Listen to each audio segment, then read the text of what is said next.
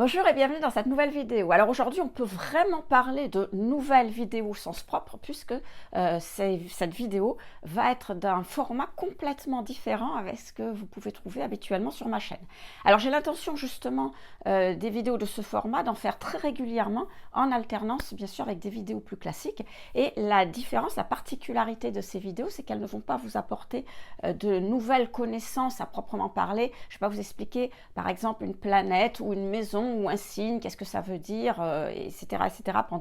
En général, mes vidéos font une demi-heure, vous en parlez pendant une demi-heure, mais au contraire, de vous montrer très concrètement, très pratiquement, comment vous allez pouvoir comprendre ou interpréter ce point, cette planète, cette maison, ce signe, dans votre thème. Parce que, en fait, ce qui se passe, c'est que, les connaissances, on les a généralement, hein, vous avez plein de documents sur le sujet, plein de livres, plein de vidéos, plein de tout ce que vous voulez. Mais après, la difficulté, c'est de mettre tout ça en musique, c'est-à-dire de coordonner tous ces éléments pour arriver justement à interpréter un thème. Et là, on va dire que la marche, elle est très haute entre les personnes qui ont vraiment pas mal de connaissances, des bonnes bases, et après, arriver à interpréter. Là, il y a vraiment un niveau qui est important et la plupart du temps, c'est très difficile, si on n'est pas aidé, si on n'est pas accompagné, de passer ce premier niveau et c'est là que la plupart des gens se découragent. Donc, alors, ces vidéos, comme je vous ai dit, j'en ferai très régulièrement pour que vous puissiez justement comprendre comment interpréter un thème. Alors, il n'y aura pas forcément de fil conducteur entre toutes les vidéos, c'est-à-dire je ne vais pas commencer par expliquer le soleil, puis après la lune, puis après Mercure, etc. etc. En fait, je vais le faire en fonction de ce qui me semble intéressant à vous montrer, éventuellement en fonction des commentaires que vous ferez, hein, parce que souvent dans les commentaires, c'est les mêmes difficultés qui reviennent, donc si je vois que certaines difficultés reviennent, eh bien j'en profiterai pour les expliquer. Et pour expliquer comment justement arriver à passer ces difficultés assez concrètement. Un autre point, c'est que ce seront des vidéos qui resteront assez ludiques, c'est-à-dire que ça n'a pas vocation à être une formation. Moi, mon but sur cette chaîne, vous savez que je ne m'adresse pas à des astrologues et je ne tiens pas à former de futurs astrologues. En fait, je m'adresse à des gens qui ont peu ou pas de connaissances en astrologie et qui pour autant considèrent que l'astrologie c'est un bon moyen de se comprendre, hein, c'est un outil de développement personnel, enfin moi c'est ce que je crois, et donc qui veulent comprendre ce qu'il y a dans leur thème pour mieux se comprendre eux-mêmes ou éventuellement comprendre quelqu'un de leur entourage. Voilà, donc il n'y aura pas forcément de suite et je ne vais pas non plus faire un thème complet dans ces vidéos parce que la difficulté quand on fait un thème complet pour quelqu'un qui ne s'y connaît pas, c'est qu'au début on commence toujours par le soleil, la lune, l'ascendant, alors c'est très simple et puis après au fur et à mesure qu'on ajoute des planètes, on ajoute de la complication et on perd les gens, soit ils s'en vont, soit ils s'endorment, soit ils ne comprennent plus rien, donc c'est pas le but, hein. Le but c'est de vous montrer, d'expliquer certains points, c'est-à-dire chaque vidéo sera axée sur un point particulier, comme il y aura des tas de vidéos, on reviendra forcément à un moment donné sur ces points, mais dans d'autres signes, dans d'autres maisons d'une manière différente, mais voilà, d'axer sur un point particulier parce que l'objectif c'est que même si vous avez une base minimum en astrologie, alors ce que je veux dire base minimum c'est savoir ce que c'est un signe, ce que c'est une planète, ce que c'est un signe planète et ce que c'est une maison, bien sûr il manquait le troisième élément. Donc si vous avez ces trois éléments, vous savez ce que c'est, après dans les vidéos je vais vous expliquer suffisamment clairement et suffisamment complètement comment interpréter ça pour que vous compreniez. Et l'objectif évidemment de ces vidéos, c'est que ça vous semble facile, c'est-à-dire vous montrer quelque chose, une façon d'interpréter l'astrologie simplement, je dirais presque méthodiquement, pour qu'à la fin de la vidéo, vous vous disiez « Ah oui, finalement, c'est super simple, je peux y arriver ». Voilà, c'est donc l'objectif affiché de ces vidéos. Alors c'est un objectif ambitieux, j'espère que j'y arriverai, mais bon, on verra. Voilà, donc pour terminer cette introduction, qui est peut-être une introduction un peu longue, mais c'est la toute première, hein, je vous rappelle que vous pouvez aussi vous inscrire à ma newsletter, ce qui vous permettra de recevoir également des informations astrologiques toutes les semaines. Alors ça sera en rapport ou pas avec les vidéos, hein, ça n'a aucune importance, mais de toute façon, ça sera toujours un plus pour vous. Et puis, ça ne vous engage absolument à rien, puisque vous pouvez vous désinscrire quand vous voulez. Donc si ça vous intéresse, vous cliquez sur le premier lien dans la description et puis comme d'habitude, vous recevrez en bonus gratuit mon guide astrologique, l'essentiel des maisons en astrologie. Voilà, j'en ai fini pour l'intro, donc on se retrouve tout de suite pour cette vidéo nouvelle formule. À tout de suite. Et voilà, on se retrouve sur la carte du thème que l'on va interpréter. Alors aujourd'hui, vous le savez, l'objectif c'est d'arriver à interpréter le soleil en signe et en maison, ainsi que Mercure, en signe et en maison. Et puis en fin de vidéo, on verra aussi autre chose. Alors, je vais essayer de vous le montrer, c'est difficile sur le thème, mais regardez, il y a à l'intérieur des cercles, il y a un petit rond vert. Hop, je vais me rapprocher, voilà, il est là le petit rond vert. Alors si je me redéplace sur la planète, vous le verrez mieux, voilà. Donc ce petit rond vert, ça représente une conjonction, et on voit que Soleil et Mercure sont très proches, ils sont tous les deux dans le même signe, dans la même maison, ils sont en conjonction, et on verra aussi ce que ça signifie. Allez, on commence avec le soleil, justement. Alors, le soleil, ça représente quoi? Le soleil représente le fondement de la personnalité. Le soleil va représenter qui vous êtes et ce que vous souhaitez atteindre dans cette vie. Alors, c'est pour ça qu'on dit que le soleil représente aussi la mission de vie. Alors, qui vous êtes?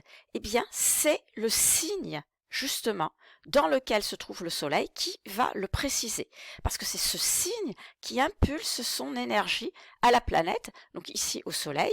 Donc on va dire que le soleil fonctionne avec l'énergie de, ici, du Gémeaux.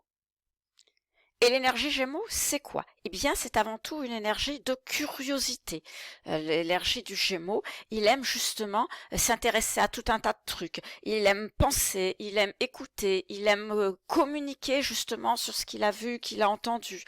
C'est une énergie où on a besoin de faire des tas d'expériences, d'apprendre des tas de choses, plein de choses. Alors, on va pas aller au fond des choses non plus, parce que c'est pas le cas. Un soleil en Gémeaux n'a pas vocation de creuser les choses, mais il a vocation de s'intéresser à tout un tas de choses. Pourquoi? Eh bien, pour les diffuser autour de soi. C'est un petit peu un touche-à-tout du zodiaque, vous savez, avec une énergie de Gémeaux. On est dans le type journaliste. Vous savez, quand les journalistes à la télévision, ils font un petit peu leur reportage. Voilà, ils sont là, ils vous font un petit reportage de quelques minutes. Alors, ça va pas au fond des choses. Généralement, vous avez très très peu d'éléments, mais voilà, ça vous donne une idée. C'est un peu ça l'énergie Gémeaux. C'est une énergie de journaliste. Alors maintenant, notre soleil en Gémeaux, ici, il est où? Eh bien, il est en maison 9.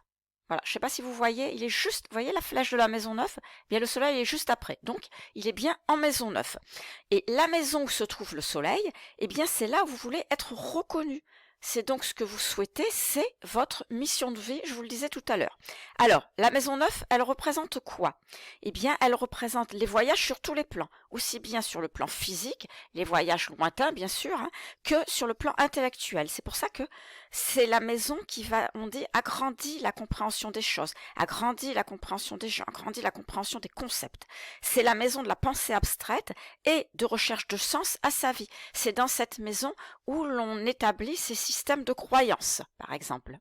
Donc, avec un soleil en maison 9, on va avoir affaire à quelqu'un pour qui il sera très important d'ouvrir, d'élargir ses horizons intérieurs pour donner un sens vraiment personnel à sa vie. C'est ça le soleil en maison 9.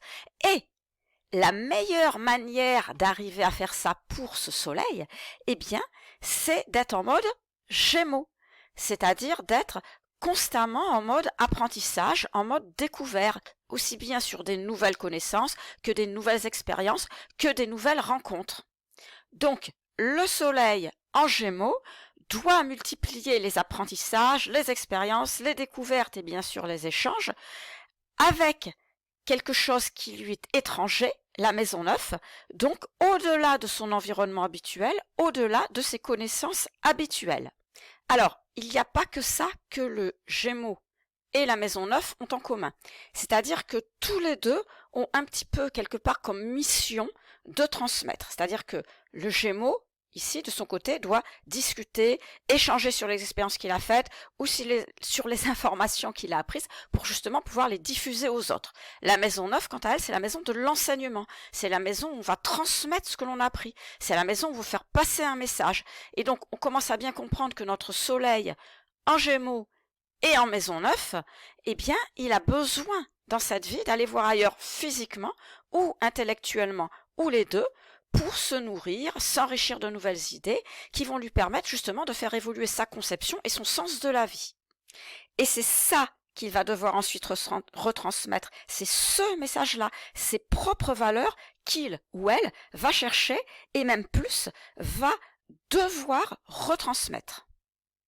Passons à Mercure, ici. Alors, le soleil, comme on l'a vu, il est conjoint, bon, si je me rapproche, ça disparaît, mais voilà, ce soleil est conjoint à Mercure. Mercure, lui aussi, en Gémeaux et en maison 9. Alors Mercure, c'est la planète de l'intellect, de la communication, des apprentissages. Mercure représente votre capacité justement à communiquer, à échanger, à comprendre. Alors ici, Mercure est en Gémeaux. Mercure est le maître des Gémeaux, c'est-à-dire qu'il est très fort dans ce signe. Il exprime vraiment bien ses qualités. Et le Gémeaux étant une énergie, on va dire, très rapide, très curieuse, eh bien, quand on a Mercure dans ce signe, on s'intéresse naturellement à beaucoup de choses. Et puis, on va s'exprimer facilement. On va avoir les idées claires. On va aimer débattre. Et tout ça, ça va être confirmé par la maison 9 qui ajoute aussi une facilité justement à transmettre ses idées, à transmettre ses propres concepts. Bon, comme je viens de le dire, le soleil conjoint, hop, ici, là, voilà, conjoint à Mercure, ça signifie que ces deux planètes vont fonctionner ensemble quoi qu'il arrive. Alors comme on dit quand on se marie, hein, pour le meilleur et pour le pire. Donc, l'identité de cette personne, Soleil, est fusionnée à son intellect, Mercure, et à son besoin d'apprendre et de communiquer, Mercure toujours. C'est littéralement, on peut le dire, un ou une communicant. Ok, alors tout à l'heure je vous ai dit pour le meilleur ou pour le pire. Pourquoi? Parce que clairement ici, si vous regardez le thème, vous avez quelqu'un qui arrive dans cette vie avec un message, une philosophie, des opinions, des valeurs à transmettre. Bref, quelque part, c'est sa mission de vie, hein, notre soleil en maison 9. Mais si le soleil et Mercure sont utilisés correctement, eh bien, les deux planètes vont agir ensemble et utilement pour cette personne. C'est-à-dire qu'elle va pouvoir consacrer du temps à développer sa propre philosophie de la vie. Là, on a le soleil en maison 9. Et Mercure, ici, va l'encourager à apprendre, à découvrir de nouvelles choses grâce à l'énergie du Gémeaux, oui. Et Mercure va l'aider à transmettre ses idées de façon claire autour d'elle. En revanche, on peut arriver au pire si on gère mal la fusion de ces deux planètes. C'est-à-dire que si, par exemple, l'énergie du soleil est mal utilisée, eh bien, l'ego veut prendre le dessus et dans ce cas-là, on va peut-être ne pas se contenter de transmettre ses idées, mais au contraire, au lieu de convaincre, on va chercher à convertir à tout prix. Et donc, on va se retrouver avec une sorte d'ayatollah de ses idées, enfermé dans sa tour d'ivoire, qui va à toute fin vouloir passer un message qui finalement ne plaît peut-être pas à tout le monde, hein. Et là, eh bien, on va passer complètement à côté de sa mission de vie, par exemple. Alors, la deuxième manière de mal utiliser la conjonction ou la fusion des deux planètes, c'est si on s'intéresse à Mercure. Alors Mercure, on le sait, c'est une planète qui est très mentale. Et du coup, on peut vouloir trop développer la fonction intellectuelle au détriment de tout le reste, au détriment des émotions, par exemple. C'est un risque d'autant plus grand que le Gémeaux, ici, c'est un signe d'air, et que les signes d'air, je vous rappelle, Gémeaux, Balance, Verseau ici, ce sont pas les signes les plus réputés pour être des spécialistes des émotions, hein, c'est pas des grands spécialistes des émotions, et parce qu'ils ne sont pas à l'aise avec ça. D'ailleurs, on reviendra sur ce sujet dans la prochaine vidéo quand on parlera des aspects de ce soleil. Et dans ces aspects, il y a justement un trigone. Alors, je ne sais pas si on le voit ici. Non, on ne le voit pas parce que je l'ai pas programmé au départ. Mais il y a un trigone justement avec l'ascendant qui est en balance, qui est un signe d'air aussi. Et on verra justement quelle va être l'influence de cet ascendant sur le soleil. Mais bon, ça, c'est la prochaine vidéo. En attendant, revenons à notre Mercure, ici. Eh bien, le fait de trop développer cette fonction intellectuelle, de trop la solliciter, parce qu'on va trop s'identifier le soleil à notre mental, Mercure, eh bien, ça va forcément apporter beaucoup de nervosité et peut-être beaucoup de fatigue cérébrale. C'est-à-dire qu'on va avoir quelqu'un qui va être souvent sur les nerfs ou alors qui aura du mal à prendre du recul sur les événements si ça se passe pas comme il souhaite. Voilà, il peut s'énerver ou il peut être très fatigué moralement. Bon, et ben ça, c'est pas bien non plus, bien sûr, hein. Ce qu'il ne faut surtout jamais oublier, c'est que réussir sa mission de vie, eh bien, ça doit nous amener à être plus épanouis, plus heureux, mieux dans notre peau. Et là, dans les cas, je vous ai indiqué, donc si on devient un ayatollah de ses idées ou si on est toujours sur les nerfs, eh ben ça sera pas le cas. Et donc quelque part, ça va être un signe que vous n'êtes pas sur votre chemin. Alors là, évidemment, on parle de mission de vie parce que j'ai parlé du Soleil et des conjoints à Mercure, mais c'est pas être valable pour toutes les planètes. À partir du moment où vous ne le vivez pas bien, eh bien c'est que vous n'êtes pas sur le bon chemin. Ça doit être des alertes. Voilà, je vais m'arrêter là pour cette vidéo parce que pour ces vidéos justement nouvelles formules, ce qui est essentiel, c'est de bien comprendre le sujet de la vidéo. Donc en l'occurrence aujourd'hui, ce que signifiait un soleil en Gémeaux en maison 9, conjoint à Mercure, lui-même en Gémeaux et en maison 9, et surtout, eh bien, les incidences positives ou négatives qu'entraînait cette conjonction entre ces deux planètes. Alors, dans la prochaine vidéo, on va continuer l'interprétation de ce soleil. Je vais faire un petit peu plus sur ce thème précisément, et on va interpréter les autres aspects qu'il forme, c'est-à-dire qu'il y a un trigone à Jupiter. Alors, hop, vous voyez, c'est le trait bleu qui part d'ici, ici. On va le voir mieux quand je vais faire le soleil. Et puis l'autre trigone, vous ne le voyez pas parce que je n'ai pas indiqué dans les paramètres d'astrothème les aspects aux angles, mais il y a aussi un trigone qui est avec l'ascendant balance, et on en parlera, donc je vous le disais, dans la prochaine vidéo. Encore une fois, l'objectif ici, c'est pas de faire des longues vidéos où je vais interpréter la totalité d'un thème ou des tas de points, mais de faire des vidéos plus courtes, mais très détaillées, et de faire un focus sur justement un ou deux points d'interprétation pour que ce soit le plus clair possible pour tout le monde. Et donc, si ça vous intéresse, eh ben, je vous dis à très vite pour la suite.